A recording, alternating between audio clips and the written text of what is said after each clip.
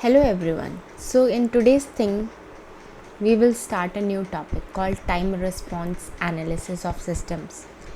So far what we have learned is given a system, how could you model that? Model that using basic conservation law from voltage law to current law, law of force and so on. And for that we could drive model based on transfer function.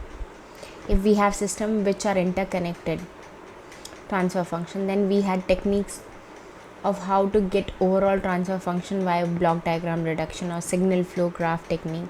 So what we learned today is, once I have a model, so what could I do with the model, or how does the model behave?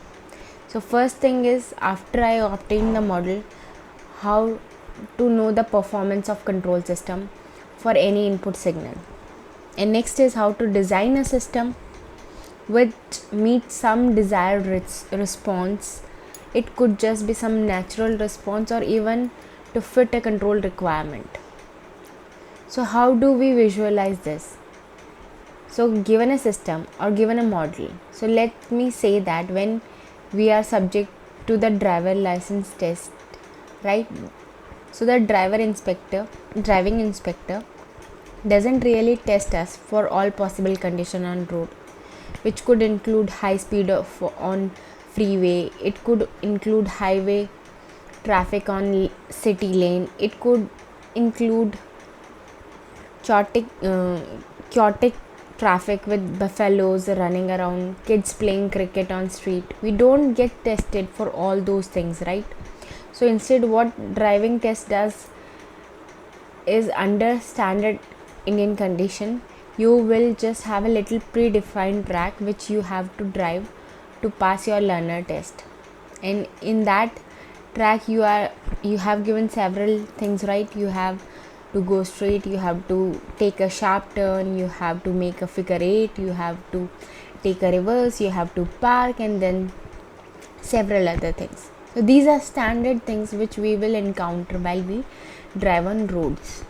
In a similar way, if I am being interviewed for software engineer, right? So go as a model. My model would be my BTech degree with CGPA of 8.65 with several list of courses. Now I want to hire you as a C programmer, right? So I will not give you a real-time project to work on immediately.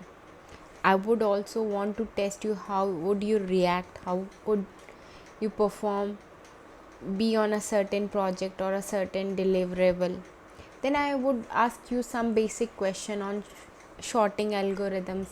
It could be things related to pointers, linked lists, some exam functions, interconnections with database and so on. And based on all things I will get an estimation on of how your performance could be while handling a real time projects. Now this could differ from person to person, right? Either you could be a fast programmer, right? You could write a program or code very fast. You could, some other person could take a long time but write a code which is more efficient. So all these I would get to know with some basic standard test signals. Similarly, what will happen is, when we design a control system or we analyze a control system or a model, we will subject it to some standard test signals, because we could not be able to emulate a real time control input kind of signal. So these test signal will tell me how my system will react under changing conditions. Okay, so the condition for system could be, well, I have kind of shock which could be an impulse. I could have a time varying signal which could be modeled as ramp signal. I could just a sudden disturbance which could be tested with step signal, and so on. So throughout this we will see how my system would behave. The system could be of different nature, right? So my system would behave based on certain standard test signals, and this will broadly consist the entire time domain analysis and design specifications. Okay, so broadly we are going to discuss about time domain analysis and design specification.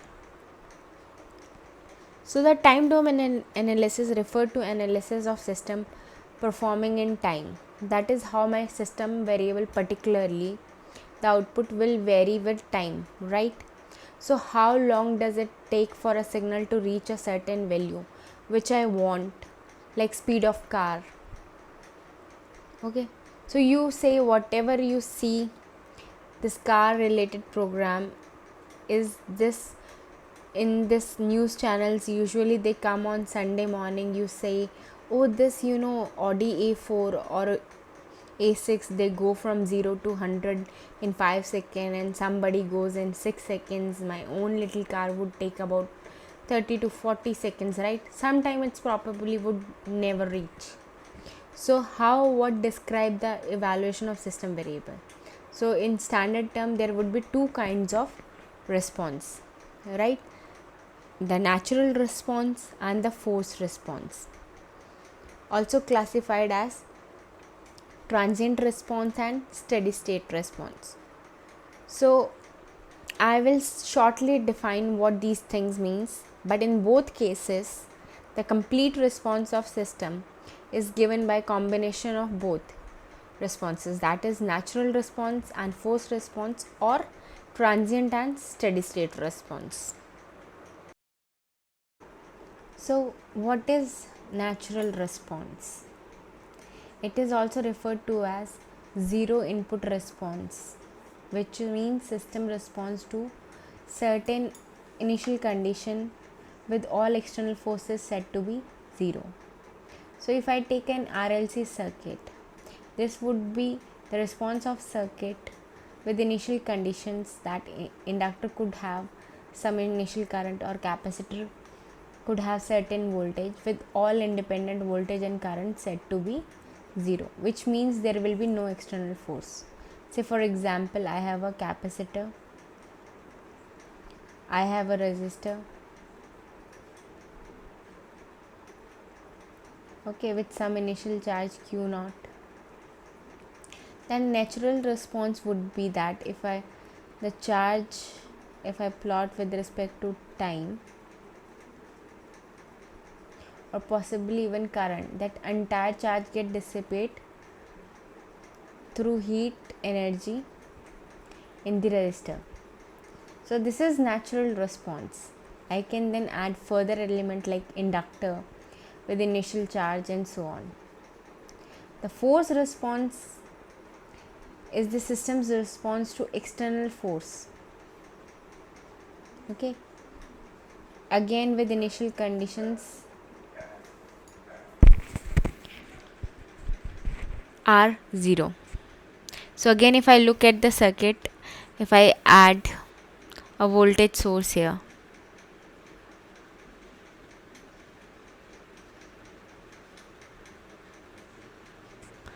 together with resistor, it will have different kind of response. We will shortlist what these kind of system means and how these kind of response would look like. So here there is external voltage source and here there is no external voltage source, so that the little distinction between natural response and forced response, it is also called as zero state response. Okay, similarly I have two classification in terms of transient response. So all the analysis when I make this for the statement that I could be referring to a system which has stable, right? And I will define formally what is stability a little later, but for the understanding of this particular module, it is sufficient to know the following definition that stability means. So if I am at equilibrium position, okay, take my pendulum, okay, it is just at its equilibrium position. If I perturb it slightly and start from its initial condition, it will eventually come back to this its natural or equilibrium position, so that all the system which are subjected to some external perturbations, which means retain their original configuration, would be called stable system. That definition is enough for now, right? So you think of it again as a simple, as an example of pendulum, right? If I just, somebody comes and just push it this, it just come back to equilibrium position. Same like alarm clock which wake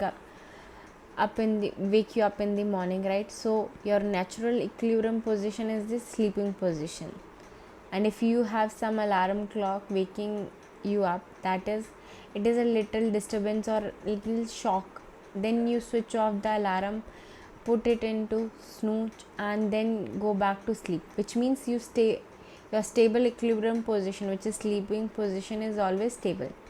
So we will talk of how those kind of system. So in this context, the transient response is a response that goes to zero,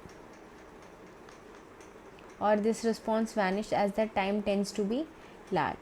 So we will shortly see an example with this. It could also be written, or it could be tied to any event that affect the equilibrium, right? As I said, in the case of this pendulum, right, that the response had just vanished as the time goes to a very large value.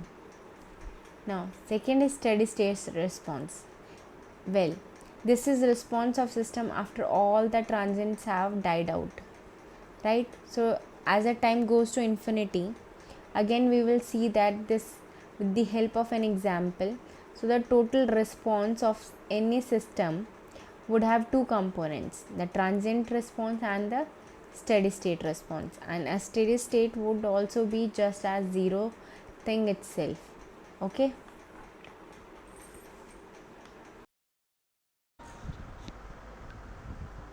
So we will just compare different types of standard system with standard test inputs.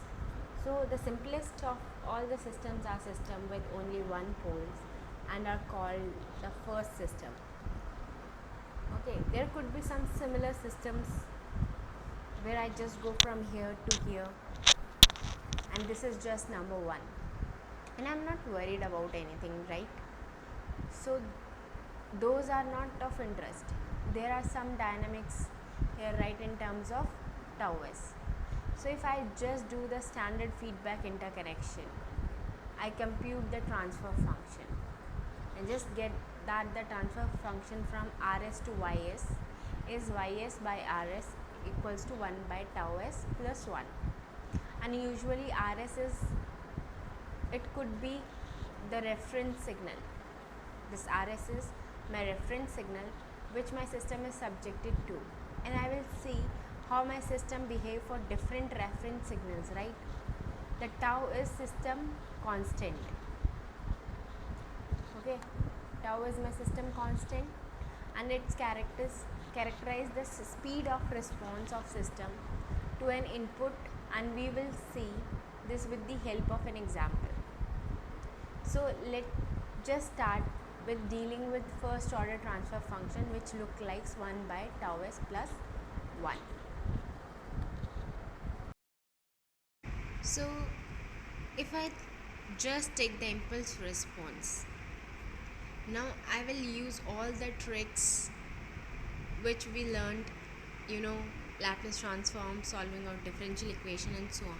So my input or my reference is just 1. Ys, which is transfer function, is gs time rs. Look like this. So yt, I just take the inverse of this guy ys, and I will get 1 by tau e to the power minus t by tau, where tau is my time constant of system. So if I just look at plot quickly, right? So if I just choose a particular value of tau, then my response just die this way. So for tau equals to 1, and this curve is for tau equals to 2. If I put tau equals to 1, my magnitude will be 1, and at t equals to 0 it is 1, and at 1 by 2 means at tau equals to 2 it is t by 2. This will be 0 at t equals to 0, so my magnitude is half, so it is starting at half. So you can see that with changing time constant, your response also changes. For example, this blue line, which has a smaller time constant, approaches the horizontal line faster than the black line, which has a higher time constant. Okay, so how does it look in terms of steady state or transient state? So this guy is transient term. 1 by tau e to the power minus t by tau is my transient term. If you see that, you know as to how do or we define the transient term, that this guy tends to vanish as the time approaches to larger value or very large, right? So as time t goes to infinity, this guy tends to be 1 by infinity e to the power minus infinity by tau is 0. So as t goes to infinity, this guy goes to 0, and of course the steady state term here is just 0, right? So as I said earlier, the steady state could term that y eventually, so that what the term or the value where which the transient term settle down could actually be steady state value, which is true in this case. Now I go slightly further, right? I look at step response, or more simply a unit step, or I can change the magnitude, but nothing much change in the analysis. I can change the magnitude. Okay, so y is again the transfer function is just a first order, the reference is a step. So my overall output would look like this. Okay, so then I do some tricks here and get the inverse Laplace transform as by t is equal to 1 minus e to the power minus t by tau. That is something different here than what we had learned earlier. So if I just plot this for two values of tau, at tau equals to 1, I start at 0, I go and I end up at 1 asymptotically or eventually. So this is for tau equals to 1. Okay, so in this case there are like two terms. So this term which vanish as at infinity, right? So the transient term, and this is my steady state term. So at steady state what remains is only this guy 1. At steady state, if I just write down limit t approaches to infinity y t, its value will be 1 minus e to the power minus infinity, which is nothing else but 1. This term is 0, right? So I could also compute it directly from here, right? Just to see how the steady state look like, you can just use final value theorem, which goes like limit of s approaches to 0 s into ys, which is limit of s approaches to 0 s into 1 by s tau s plus 1. So this s will get cancelled, 1 by tau s. If I am putting s equals to 0, I will get answer as 1. Okay, so this guy will vanish and I am just left with 1. That also is an agreement with what I get here, and the system is stable, so I can always use final value theorem. So I have here transient term, and I can see very explicitly and the steady state terms, which is actually non-zero. In previous case, the entire response was just going to 0. Now something good happens here.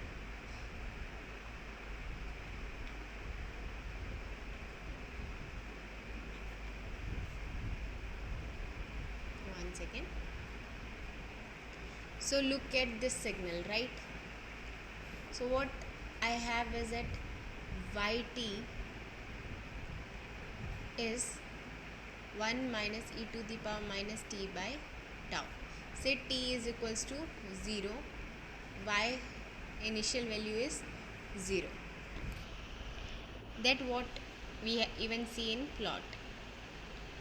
And at t equals to the value of time constant, let's assume t equals to tau. My yt is 1 minus e to the power minus tau by tau is 1, will give me 0.632 or 63.2% of the final value, right? So I could observe here, let's say what happened at t equals to 1. If I draw this line, so this is some value is 0.632. So what I observed here is, let us say what happened at t equals to 2 tau. So yt will be 86.5% of final value. I do this for t equals to 3 tau. My yt will be 95%.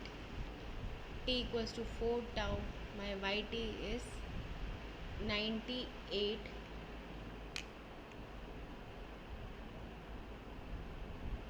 I will just write it again, 98.2% of steady state value, which is 1 here, right? So if I just be somewhere here like 0.623, so few things to be observed here is, so one is, let's see what decide this is, if who goes faster, who goes slower. So let's try to differentiate this signal and this signal, right? So I will just clear it once. I have dy dt yt, so it will be 1 by tau e to the power minus t by tau. Now at t equals to 0, d by dt yt is equals to 1 by tau. So the initial velocity or initial speed here is of slope 1 by tau. So I will hit this point right exactly.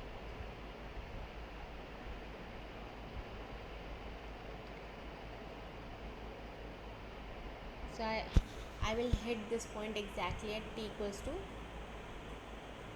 tau, right? At this point,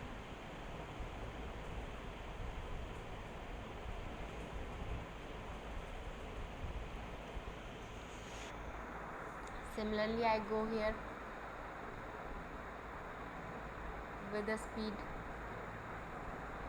it will be at t equals to 2, then I am getting this value, right, like this. So this one you can compute, t equals to 2 tau. So for different time constant, this is a general formula for that, and of course the slope keeps on decreasing and so on. So why it is important, and why can't maintain the speed all the time and just go to 1 in 0.6 second? Then just going this way, well, this phenomena essentially is because of dynamics of system, which gives us a response like this. Essentially is because of dynamics of system, which gives you response like this, or these curves could be explained by what is here. So this we could, or this sometimes, or these curves could be explained by what is in here, what we also experience in our daily life, right? So if I take a elevator from, say, my floor number 1 to floor number 6, you see that the initial velocity is little higher than as it goes up and up. You don't have the same velocity all the time until you reach the 6th floor, and then abruptly comes to a stop. So you keep on going on up, and the velocity keeps on going down, and then you just stop at 6th floor very gradually. Same even when I am driving a car from a point A to point B, right? So I build up a velocity, then I just go on and hit a point, and then I stop abruptly, right? So I just stop gradually. So this is the phenomena that could be explained, in that kind of fashion, right? And then this is, you look at the slope also goes on decreasing monotonously as t goes to infinity, and until it reach the slope also decrease until it reach slope equals to 0. Okay, so what about these guys here? How would I say I can actually reach some kind of steady state value, right? So I don't have to wait until infinity. So how do we define, is if I say of what will slowly define a term, now you call as a settling time.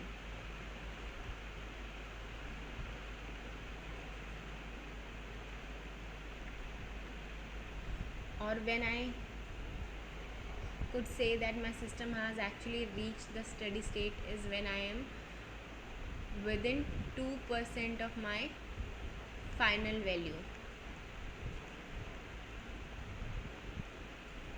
So if I reach 0.98, like for example after 4 times tau, then I can say that my system has actually reached a steady state, and this will be very useful for analysis purpose, right? So this definition of settling time. So after this we'll look at error. So I will just clean it. So even before I do this, right, let me do something else here. So my reference is unit step, and if I just look at standard configuration of plant and controller, so I had nothing. If I just remember correctly, it will be 1 by tau s, and I had a unit step here.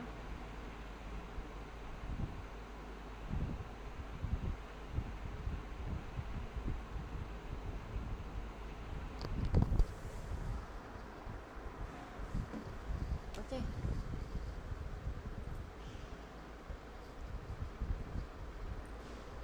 and if I just look at standard configuration of plant and controller, so I just write this as RT, this is my YT,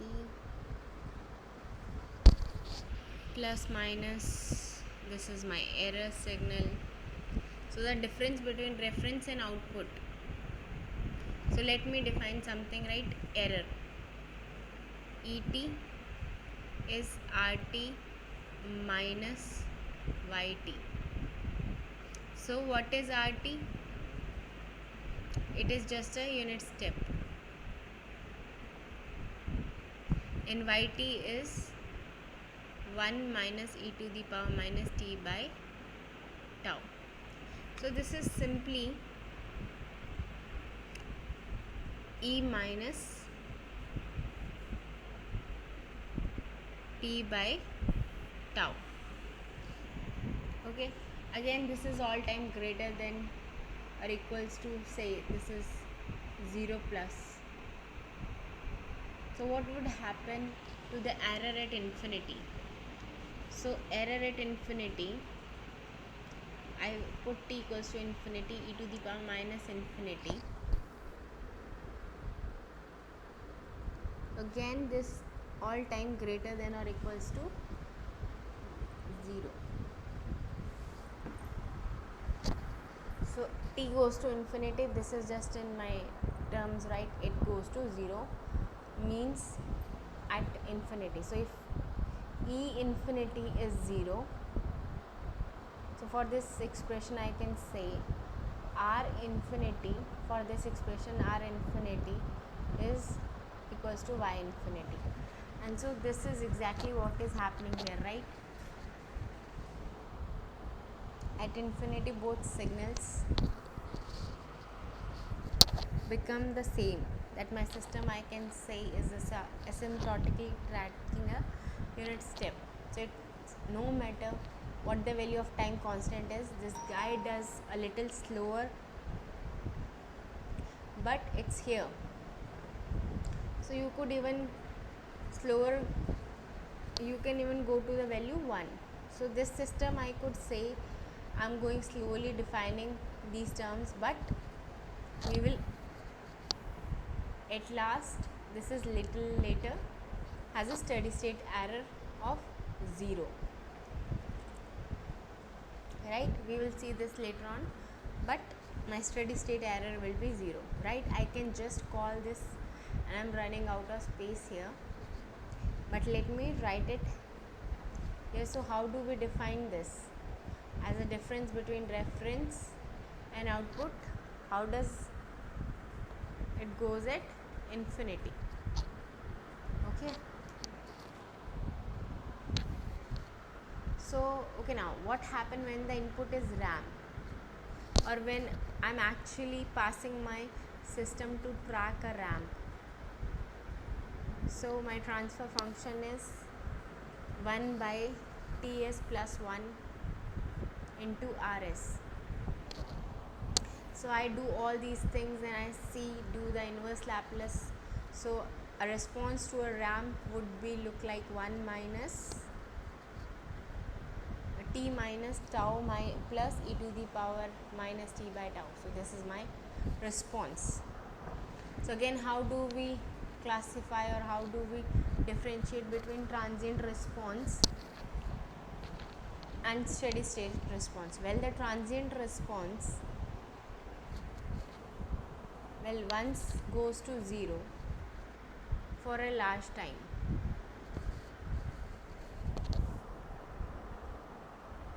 Okay, so this guy, and at steady state this guy still remain. So it need not to be also, earlier we saw in first example that steady state was 0, and the second example when I was tracking step, the steady state was 1. Now see, it is actually depending on time also. So we will see what these things actually means. So let's see first what is error, right? So error is rt minus yt. We have seen in last slide. It will be t minus tau plus tau e to the power minus t by tau. So it will get cancelled. It is tau plus tau e to the power minus t by tau. Okay, so what I am left with is tau it is minus, the sign is minus, tau e to the power minus t by tau.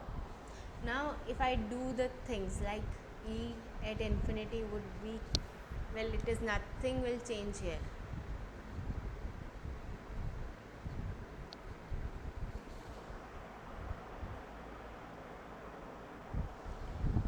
One second.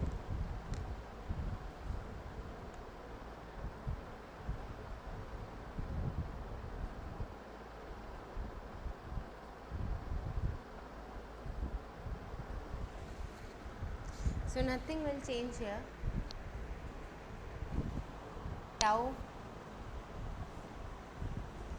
it is infinity, will goes to tau minus this at infinity will be 0. So I am having error at infinity as tau. Now what does this means? So this is my reference signal, okay, and so t goes to infinity. So I am not touching this guy, but I am actually just at a distance of tau, which is 1 in this case. Here at a distance of tau equals to 2. So there is some kind of steady state error here, which is just governed by number tau. So the smaller this number, smaller the steady state error. So what I conclude is that, well, first order system, if it has a RAM, it will have some steady state error, okay. And how do I encounter the steady state error? Let's say I can take an example of pendulum, right? So, and I started with some non-initial condition, and then I expect it to go to theta equals to 0. But there could be something in the system which stop it going. Maybe it just stop at theta equals to say 1, 0.1, right? So that is the idea of this steady state error. So it do not really reach the final desired value, but some number very close to that, there is an error. But there is always way to determine the error, how small it is, how large it is, and I can directly quantify by just looking at the dynamics of system.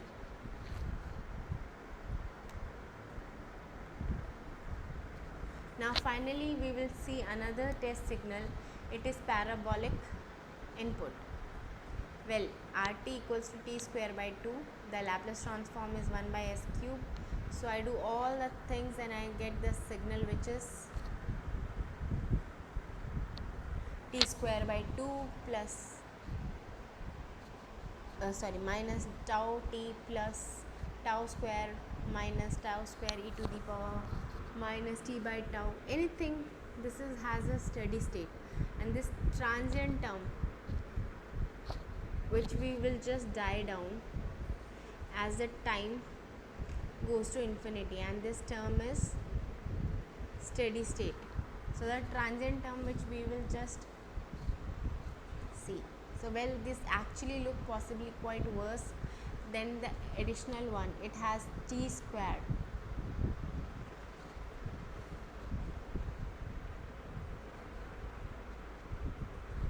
Okay. Now right, there is no longer constant. What does error do here, right? So can my system take a unit parabola? So the error et rt minus yt. Rt is my t square by 2 minus t square by 2 plus t by tau by t minus t square plus tau square e to the power minus t by tau. So this will get cancelled. So I could conclude this exponential term because I know it will not contribute to steady state error, right? it will goes to 0 anyway. So this will be tau t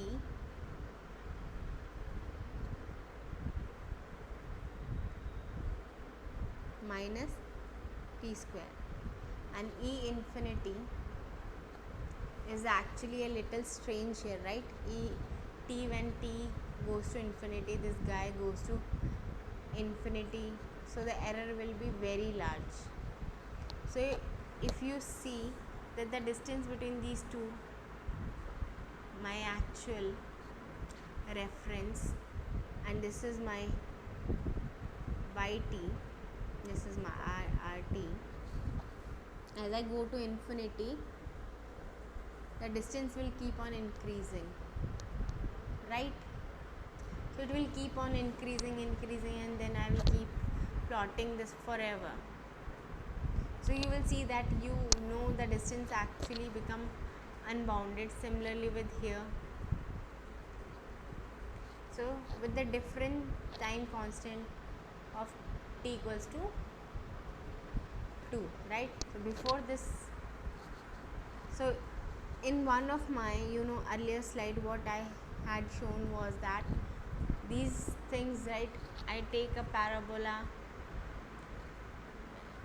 means in lecture of standard test signals, I defined that differentiate parabola, I will get ramp output. I will get ramp. I take a ramp, I differentiate, and I will get a step. I will get step. Now let's see if the response also follows some kind of pattern like that.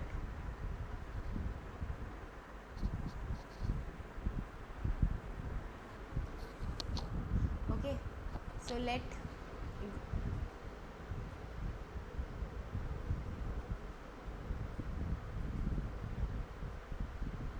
so this is my response right here. So this is the entire thing, this guy, a pattern like that. So just differentiate with respect to time, your yt. In this case, it would be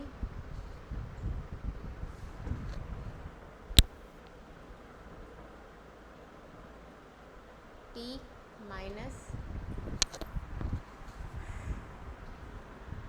if I differentiate, it is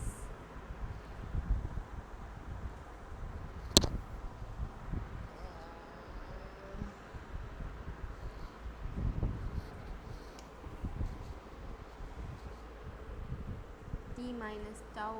This will give me t minus tau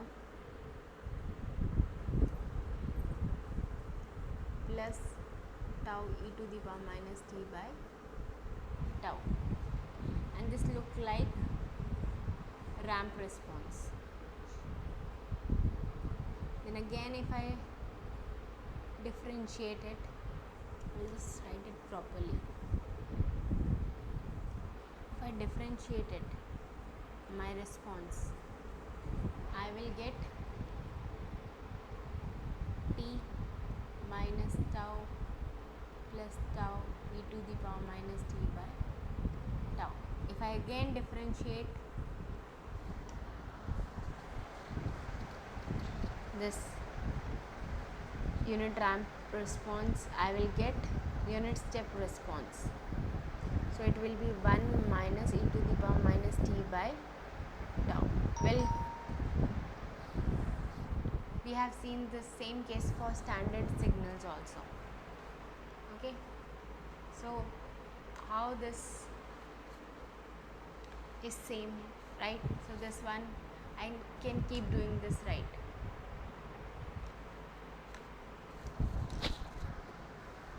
So if I differentiate parabola, I will get ramp.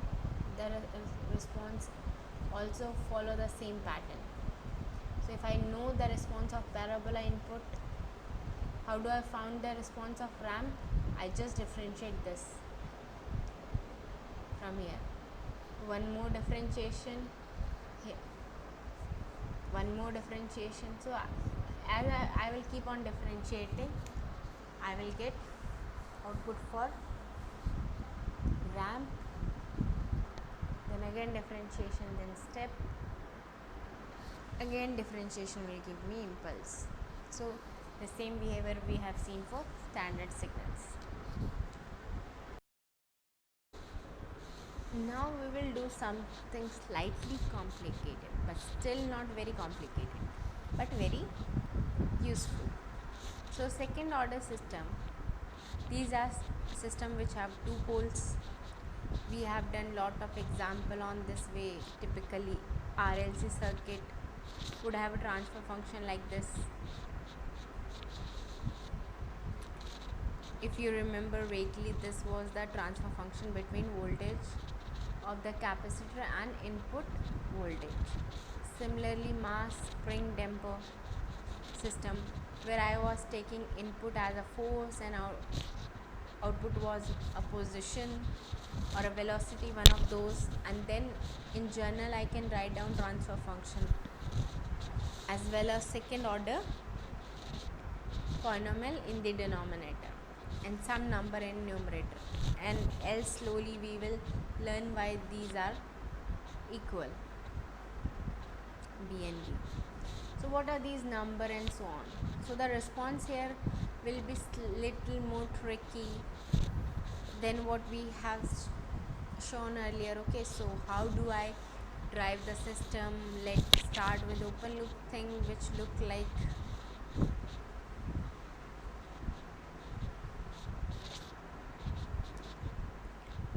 okay. So I have so let's start with open loop system, which is I have this one RS and YS, then I have some feedback one. Okay, then I will have a transfer function like this. If I calculate from equation like G by 1 plus GH for negative feedback system, I have seen that it will be plus minus plus for plus minus. Okay, if you will find, you will get. So let's just remember this it with these names at a moment, and we will see slowly what they are. Zeta n square by s square plus 2z is this omega n square divided by s square plus 2 zeta omega n s plus omega n square. So it is standard transfer function and it is standard block diagram for second order system. Then omega n is my system natural frequency and zeta is system damping ratio. So just some property of it. Damping ratio is a dimension quantity and it is described by some kind of damped oscillations during transient response of system. So we will leave for the next lecture or lecture after that. That is, it is a ratio of actual damping to critical damping. No need to understand this statement for a moment, but we will recollect this when we go and then try to justify what this means. Natural frequency is a frequency at which system tends to oscillate in the absence of damping force. This will be clear shortly. So again, together with omega d equals to omega n under 1 by zeta square, which is damped frequency, this will of system. So we will again come back to this and we learn it through some example. Okay, so the response is essentially now depending on damping ratio. Some classification before we understand them physically is when zeta is greater than 1, call my system to be over damped. When zeta is equals to 0, it is critically damped. When zeta is between 0 and 1, it is under damped. When zeta is 0, it is undamped system. So you might have encountered these words somewhere earlier in some of the courses. If not, don't worry, we will try to define all those things, and of course we will not really interested in negative damping at a moment, because again all the things we are doing are restricted to stable system. Okay, but a system with negative damping ratio could resemble the behavior of unstable system, which we are not interested in at the moment. Okay, so what is damping, right? So damping is something which kind of reduce or prevent oscillation in the system, right? So damping is something which kind of reduce or prevent oscillation in system. So I could have system which are over damped in a way that transient exponentially decay without any oscillation. I could have a critically damped where the system decay to steady state value within or in a shortest possible time.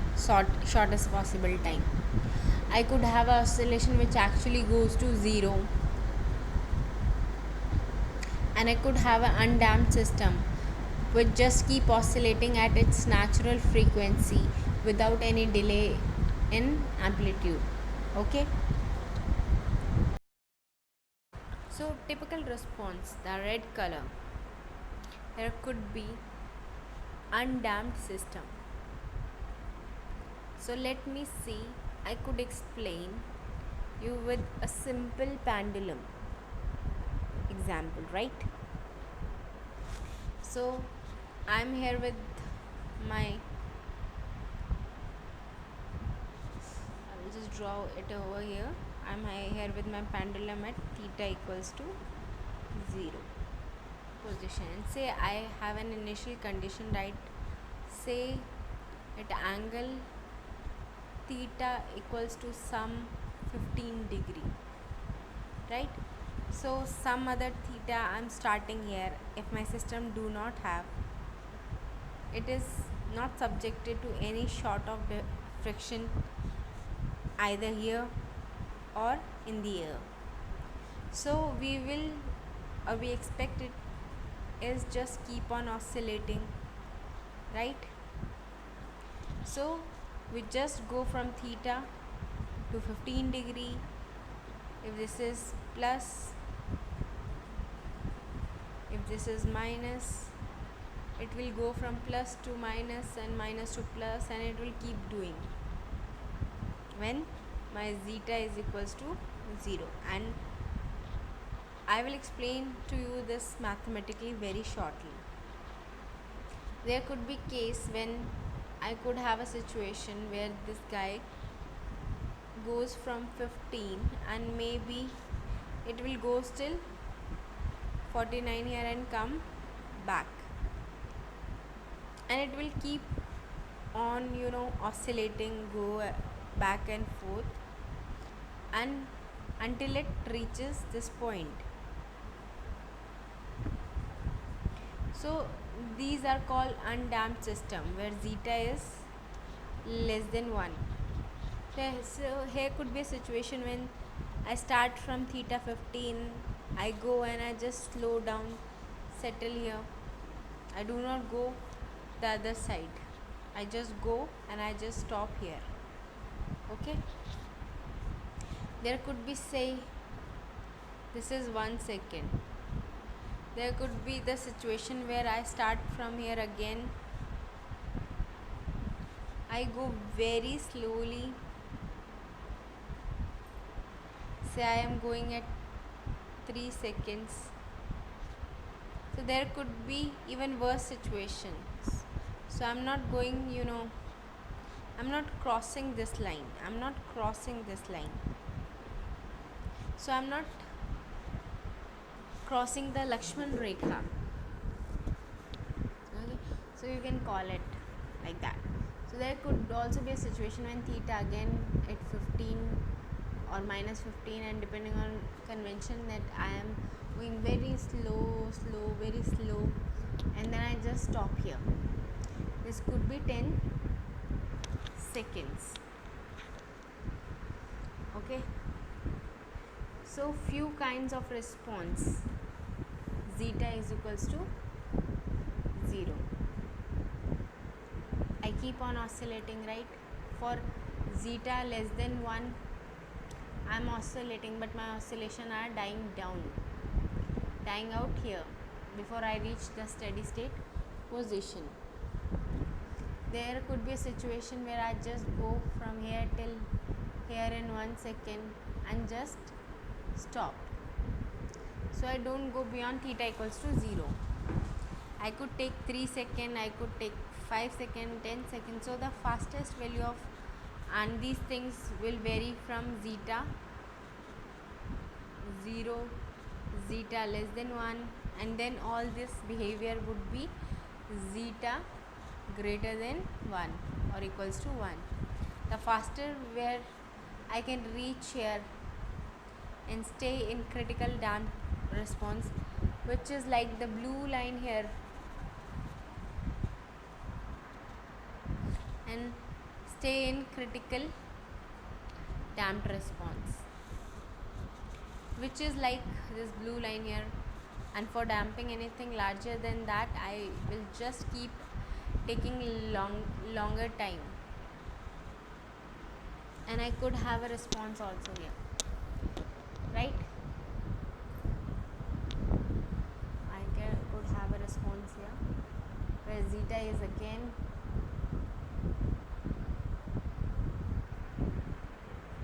greater than 1.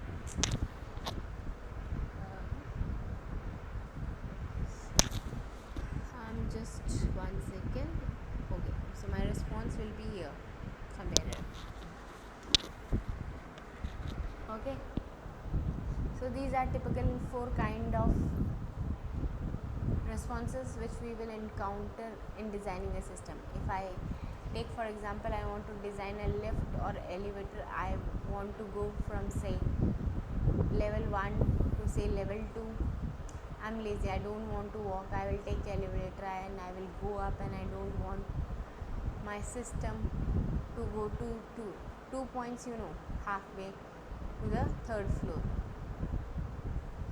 come back and then to this position. I don't want to do that, right? So now what will be very unpleasant, right? Even if as you see on TV, even if Deepika Padukone is struck with music, it will still be very unpleasant. And therefore what we design the system are to be critically damped or like slightly over damped, right? That I just go here and settle down right here. So again, depending on my requirement, I could just want to have my system to be either to be under damped, critically damped, or even sometime over damped. Okay, we will characterize all this very shortly. So how does my system again with standard test signals? So here I will be very careful. There is another thing, just not just test signals, but something depends also on zeta, right? So earlier my formula was very easy to remember, but here zeta added more complexity to me, right? Or more it present me with more test cases. So ys is equals to omega n square divided by s square plus 2 zeta omega n s plus omega n square. So case 1 where zeta is equals to 0 would be, this guy would goes 0. Okay, so ys is this one. So I can do the inverse Laplace and I can just say I just have a sinusoidal of some frequency omega n. Okay, so let's just highlight this very nicely, omega n. So how does response look like?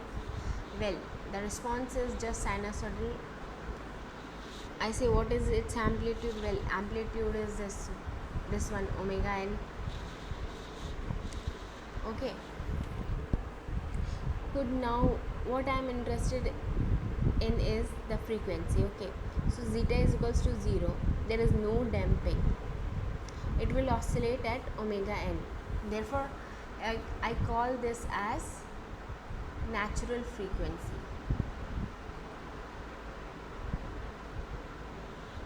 as defined earlier.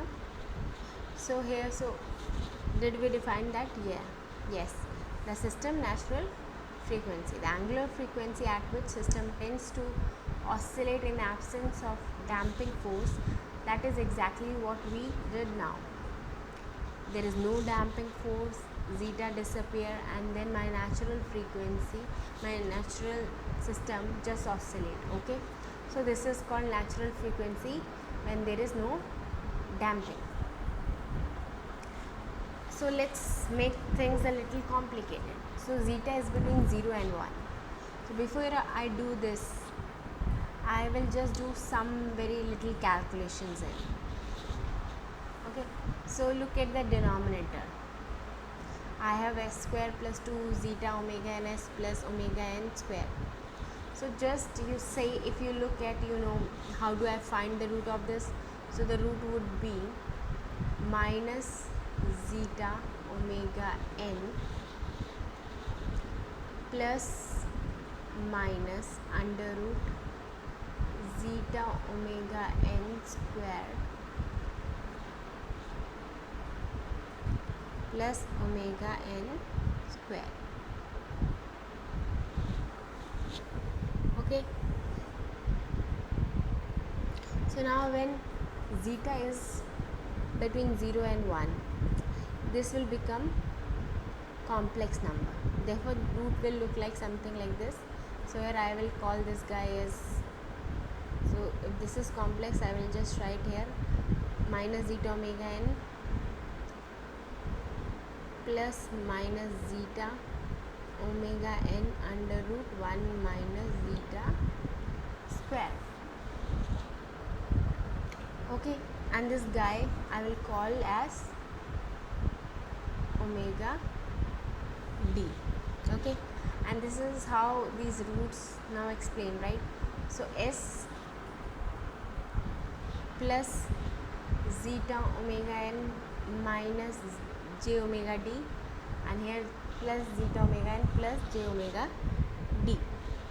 Okay, so now I just want to see the natural response or the impulse response, and I see I just do all the Laplace transformation, inverse Laplace, which I learnt earlier, and I see that yt is some number here, omega n blah blah blah. Then I have this exponential decay term. Okay, and this guy I say exponential decay because all these guys are positive, and with the time, it just fall to the value goes to 0. So it's still now earlier here I had sine omega nt. In last signal I was having sine omega nt, whereas here now I still have sine curve or a sine wave, but with a different frequency, that is omega d, right? And therefore sine omega d t, and I call this as damped frequency.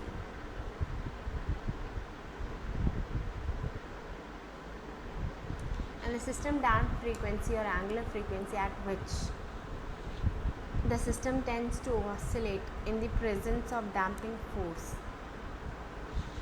and while zeta is in between 0 and 1, this is exactly the formula we use here. So in the term of sine omega dt, right, this is why I call this as omega dt as a damped natural frequency. So this is omega n under root 1 minus zeta square. So this is damped frequency, and of course I have exponential decay term, and if you see the response where it will keep oscillating and eventually goes to 0. so it will eventually goes to 0. And this is the response of pendulum which we talk about when zeta is between 0 and 1, right? And this is the sign here. Okay, there will be actually be oscillating. I will just go whatever this number here.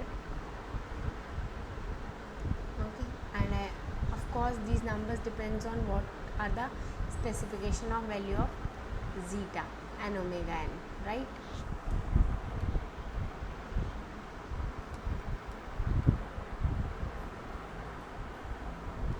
Now another case could be when zeta equals to 1. So when zeta is equals to 1, my expression for y just look like this, and the inverse Laplace transform would just be like this, right? And if you see, the sinusoidal term has disappeared, which means there will be not be any oscillation. And however, you will see that as time goes to infinity, I will just come back to 0, and this is again for a particular value of zeta. So this is, so here for a system which we actually called as critically damped system, the transient time system decay to steady state without any oscillation, and in this shortest time possible, as we have defined in case of pendulum, this is the shortest time, and this is the critical damped case. Okay, now I would go over damped system, right, when zeta is greater than 1, in which case this root will just be real. So when zeta is, that root was minus zeta omega n plus minus zeta square minus 1 omega n. So this root was real. Okay, so what happened here? So omega n square by s square plus 2 zeta omega n s plus omega n square, I can just write it an composition of two real root like this, for which the response look like two exponentials. You could see there is no oscillation, and zeta omega n plus the, and again this response you could see there is no oscillation term here, there is no sinusoidal term here. So just go here and just come back, and possibly when zeta equals to 3, you might have much slower response.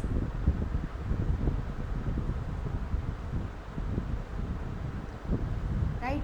So it could take even much larger time like this, and so on. So we saw 3 cases now, right? First is actually 4 cases. The undamped case, where I have a system just oscillate at natural frequency, then I had oscillations, have the system just means oscillations, but they are just died down. They die down because of this exponential decay term. Okay, then we have seen the oscillation at now a new frequency, which is zeta defined. Again you just put zeta equals to 0 and say it will again go back to damped natural frequency, and then critically damped system, and then we call as over damped system. Okay, now this was all about the impulse response. Now how will these guys behave when there is a step response? So the step is in my Rs equals to 1 by s, then Ys would be something like this, right? So I just have s over here. Okay, and other is same. So case when zeta is equals to 0, undamped system, well, nothing should change in the principle as what was observed from the case when I had just an impulse response. So y is just all the maths, and I see yt equals to 1 minus cos omega t. Okay, so for this system, well, I just 1 minus cos omega nt, it will be like this, right? And you can ask me, sir, what is transient and steady state for this? So this guy will never reach to steady state, right? So whereas these guys here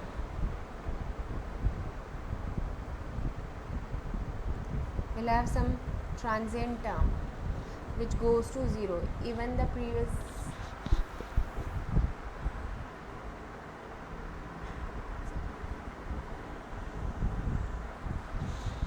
okay, so this will not have any steady state value. So there is no possible, or we can't nicely classify what is transient and what is steady state.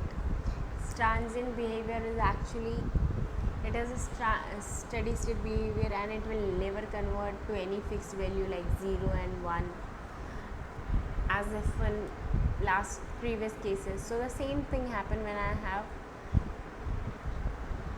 unit steps response. I'm still doing this one, right? None of the terms actually disappear as time goes to infinity.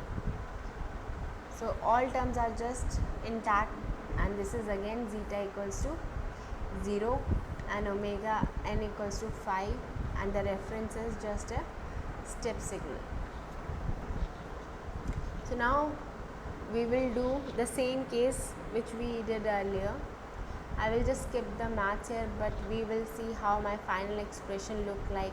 So zeta is equals to this guy. I will start with this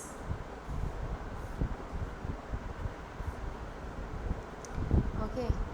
I will take the roots, partial differential, okay, then there will be complex roots and all this taken care of here. So my response has 1 minus some exponential decay term. Again you have some oscillating terms which could further simplify to look something like this, okay. So that is 1 minus e to the power minus zeta omega nt by 1 minus zeta square, and all exponential term, decaying terms, and this one, and I could call this one as transient response, and this is my transient response, this is my steady state response. But theta we will all the moment we just say that theta is equals to cos inverse zeta. Of course we are not really worried about what this means, but all the maths could tell me it is just this one, okay. So how does the response look like? So yt goes, so I want to track the number 1, and I go up and overshoot, and then I will go below 1, then eventually go to this number, okay. So which I can directly say here now, I do not really need to compute the steady state error.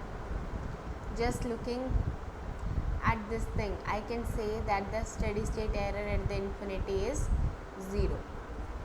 We will do some analysis on this, but just as passing observation, I am just introducing you to these terms at a moment, right? And of course we can have different behavior of different zeta, right? As zeta is, so eventually you can see that zeta goes to 0,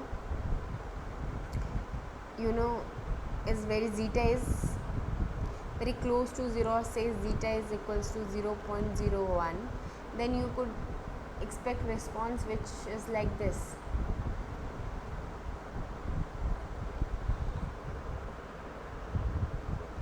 And zeta is very close to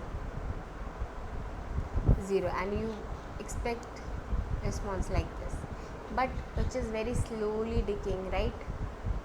So it might actually take a very long time to decay. So if I just draw something here, I can say these oscillations for a very long time, but then they will slowly die down, right? And of course zeta goes to very close to 1, and then you will see that the oscillations are also minimum again, and then omega d guys sits here, right? So damped frequency of system, and this is again because of omega d and zeta, right? A justification to why we introduce these terms, specification, and call it as damped frequency of system, because this is a frequency of signal when there is a presence of damping. So next, what happened when I am critically damped? I can just skip all the maths and just see that, well, sinusoidal term disappeared, and I just have this one y equals to 1 minus e to the power something, and then this term. So and I can just compute this response either with the final value theorem here, and just put t equals to infinity, and I can just compute the error, and error is again 0. So this is like it goes from 0 to y in short possible time, and just stay there. Okay, so the next one is in case of overdamped. Again we will have two exponential decaying terms which will just be like this, right? And I will go little slower than the previous one, and you could just plot your own thing. Zeta goes to 3 possibly,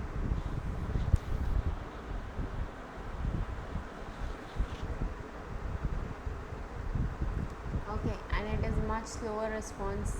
If zeta is equals to 4, much slower response. And in limit case you will say, well, there is very large zeta when you just refuse to move. So these are also literature referred to a very sluggish system which are very slow to respond, right? So also in this case you can just naturally see that the steady state error goes to 0. So what we have learned so far today is what we do with the models which we obtain from our first unit. So once I have model, I need to subject them to some real time condition which I possibly could not be able to accumulate when I am just having a system at hand. So I will just give it certain test signal which will closer to what I can see in reality, and therefore I have series of signal. In my case I have impulse, I have step, response, and parabolic, ramp and parabolic kind of signals, and we just saw everything.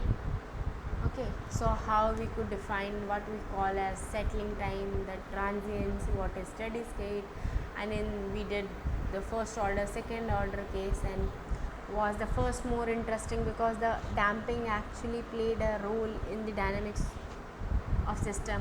If I have oscillation, if I have sustained oscillation, if I have decaying oscillation, or if I have no oscillation at all, right? So that was summary of what we did today, and we will do little more analysis, or we will elaborate more on this in next lecture when we do more analysis on these time domain specification. Thank you.